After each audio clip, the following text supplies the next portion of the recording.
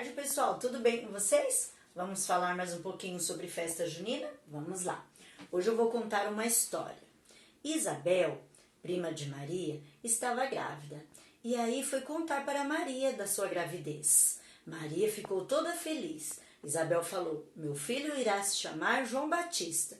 Maria falou: "Como vou ficar sabendo que você ganhou esse bebê para poder te ajudar?" Então, Isabel fez um acordo. Falou: "Quando o bebê nascer, vou montar uma fogueira com fogo bem alto. Aí você vai ficar sabendo que o meu filho nasceu."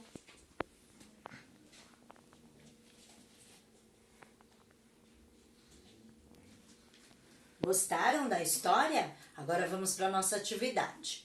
Hoje eu trouxe aqui para vocês um quadro com várias sílabas. Cada pedacinho desse é uma sílaba, certo? Então você vai formar o máximo de palavrinhas que você conseguir, uma embaixo da outra. Essas palavrinhas são todas relacionadas à festa junina, tá ok?